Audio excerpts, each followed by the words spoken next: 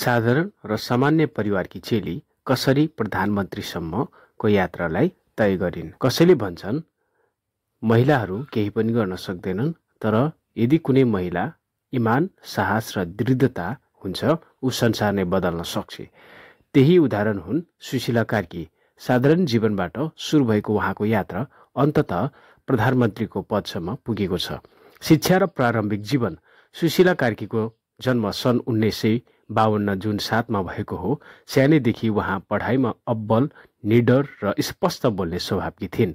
उहाँले महेन्द्र मोरङ क्याम्पसबाट बिए सक्नुभयो र भारतको बनारस हिन्दू विश्वविद्यालय बिएचयुबाट राजनीति विज्ञानमा एमए गर्नुभयो।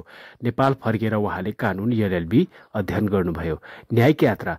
कानुनी अध्ययनपछि उहाँले वकिल पेसाबाट सुरुवात गर्नुभयो। 2009 मा उहाँ सर्वोच्च अदालतको न्यायाधीश बन्नुभयो र 2016 मा इतिहास रच्दै नेपालको पहिलो महिला मुख्य न्यायाधीश बन्न सफल हुनुभयो।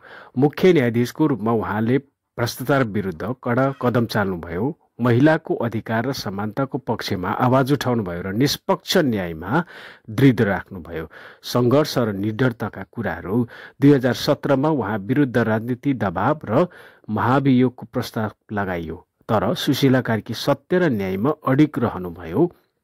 उहाँको निडरताले उहाँलाई सत्यको जित हुन्छ भन्ने कुरा सिकाएको छ। प्रधानमन्त्रीको यात्रा। इमान्दार छवि र दृढ स्वभाव र नेतृत्व क्षमताका कारण उहाँमाथि जनताको विश्वास बढ्दै गयो। अन्ततः उहाँ नेपालको पहिलो महिला प्रधानमन्त्री बन्नु। पारदर्शिता र युवालाई नेतृत्वमा ल्याउने वातावरण बनाउने। उहाँबाट हामीले प्रेरणा लिन सक्छौँ। सुशीला कार्कीले देखाउनुभयो चेली हुनु कमजोरी होइन, बरु परिवर्तन ल्याउने शक्ति हो। साँचो शक्ति पदमा होइन, इमान र निडरतामा हुन्छ। सुशीला कार्कीको जीवन सङ्घर्ष, इमान र आत्मविश्वासको प्रतीक हो। उहाँले देखाउनुभयो कि यदि मन साँचो छ र लक्ष्य ठिक छ भने चेलीले पनि इतिहास लेख्न सक्छ।